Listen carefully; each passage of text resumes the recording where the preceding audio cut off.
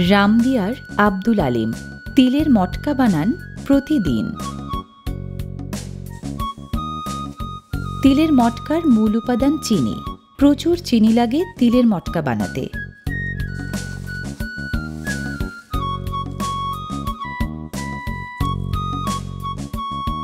চিনি গোলাতে হয় পরিমাণ মতো পানিতে।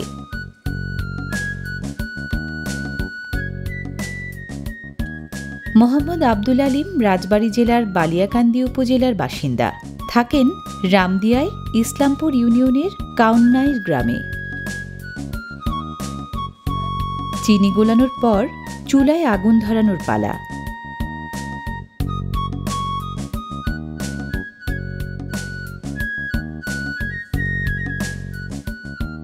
আব্দুল আলিমের জীবন জীবিকা চলে রামদিয়ার বিখ্যাত তিলের মটকা বানিয়ে এবং বিক্রি করে। খানিকটা ছানার পানি দিয়ে জাল দেয়া হচ্ছে চিনির শিরা। চিনির শিরা জাল দিলে গাঁদ ওঠে অনেক। ভেজা কাপড় দিয়ে মুছে সরাতে হয় সেগুলো।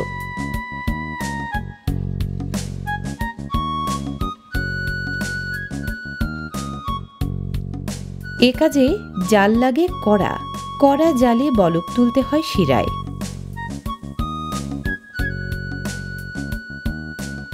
তিলের মটকা বানাতে চিনি আর পানি ছাড়াও পরিমাণ মতো তিল, ঘি, এলাচ, দারুচিনি ও নারিকেল লাগে।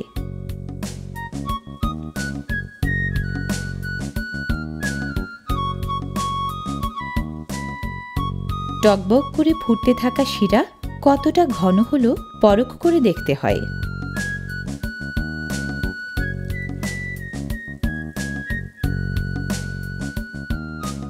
জাল হতে হতে শিরার রং হালকা বাদামি হলে বুঝতে হয় হয়ে গেছে।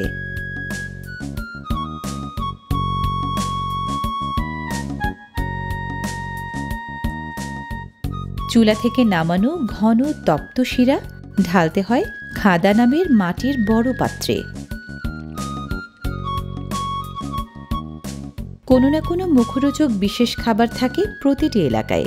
পদ্মাপাড়ির জেলা রাজবাড়ীতেও চিনির শিরা বা লেই দিয়ে এভাবে তৈরি হয় রামদিয়ার বিশেষ খাবার তিলের মটকা।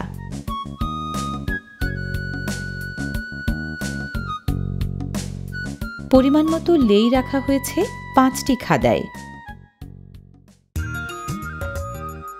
আব্দুল আলিমের ছেলে আয়তাকার পিঁড়িতে ছোপের তেনা দিয়ে পানি লেপছেন যেন চিনির লেই লেগে না যায় গায়ে। একই কারণে লেপা হচ্ছে খাদার কান্দাও।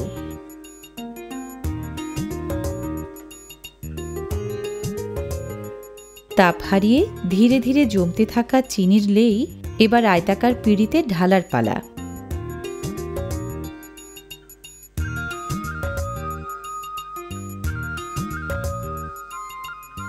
চিনির লেই খুব গরম বলে বিশেষ ধরনের এই আইচা ব্যবহৃত হয় নাড়ানাড়ির কাজে।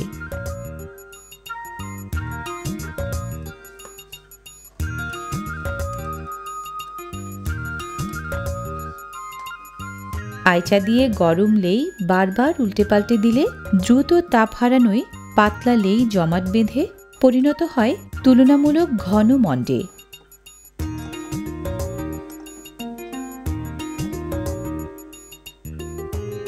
প্রথমে খানিকটা এলাচ দারচিনির গুঁড়া এবং পরে পরিমাণ মতো ঘি মেশানো হয় জমাট বাঁধা মণ্ডে।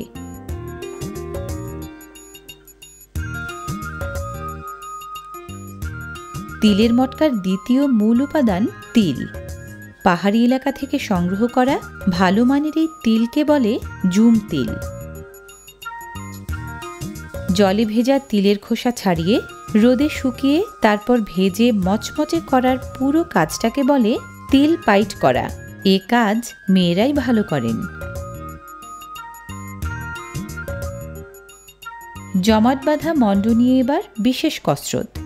এ কসরত ছেলে শিখেছেন বাবা আব্দুল আলিমের কাছ থেকে।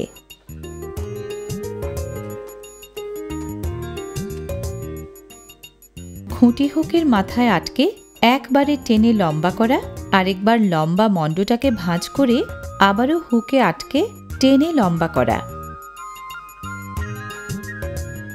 ভাঁজ আর টানের লাগাতার এই কসরতের মধ্য দিয়ে মণ্ডের স্থিতিস্থাপকতা বাড়ে এবং বাতাস আটকে যাওয়ায় ভেতরে ভেতরে ফাঁপা হয়। কসরতের ফলে মণ্ডের রং হালকা বাদামি থেকে সাদাটে হয়।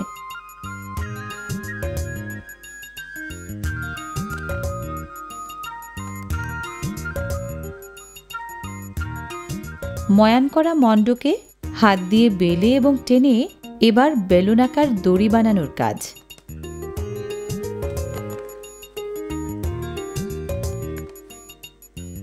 টাঙানো সুতলির প্যাঁচে মণ্ডের দড়ি কেটে বানানো হচ্ছে গুঁটি।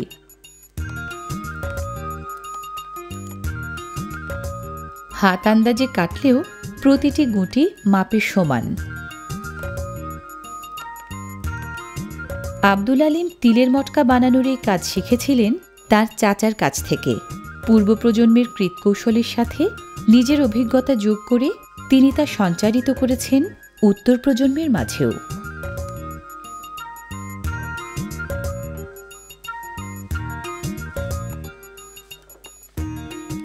ছেলে ও মেয়েসহ পরিবারের সবাই তিলের মটকা বানানোয় সাহায্য করেন আব্দুল আলিমকে। গুটির গায়ে এবার তিল মাখানোর পালা।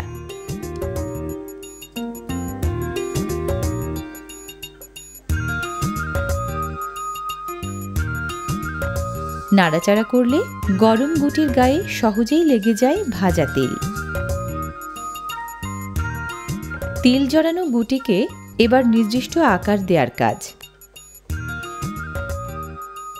হাতের তালুর চাপে গুটিগুলো হয়ে ওঠে গোলাকার বিস্কিটের মতো।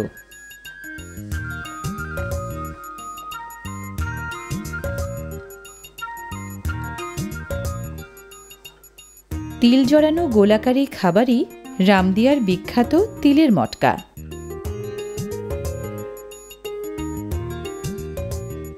আব্দুল আলিমের মতো আরও প্রায় ৫০-৬০টি পরিবার এভাবে তিলের মটকা বানায় রামদিয়া বাজার এলাকায়।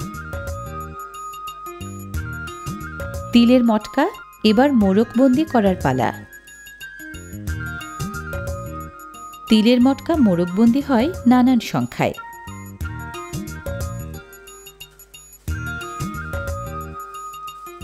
বড় প্যাকেটে প্রতি সারিতে ১০টা করে, ৩ সারিতে মোট ৩০টা। প্যাকেটে যুক্ত ছাপানো স্টিকারে তিলের মটকার পরিচিতি। প্যাকেটের খোলা প্রান্ত মুড়িয়ে দেওয়া হয় কুপির আগুনের আঁচে।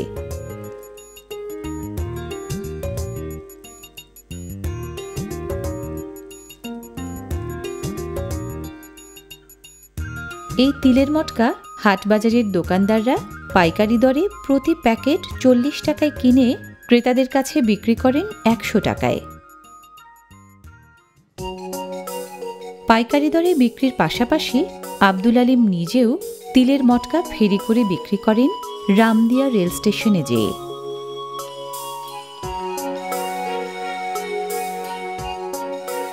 আকার আয়তনে ছোট হলেও নামকরা এই রেল স্টেশনের প্রতিষ্ঠা ১৯৩২ সালে।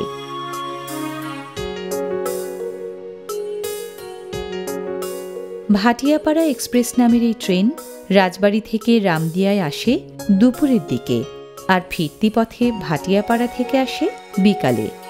তিলের মটকা নিয়ে আব্দুল আলিমও যাত্রী হন এই ট্রেনে।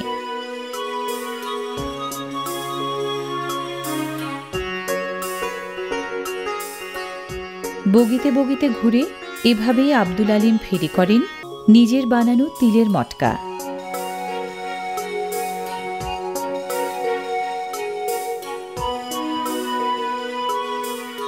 ছোট বড় সবার কাছেই আব্দুল আলিমের সুস্বাদু তিলের মটকা জনপ্রিয় খুব।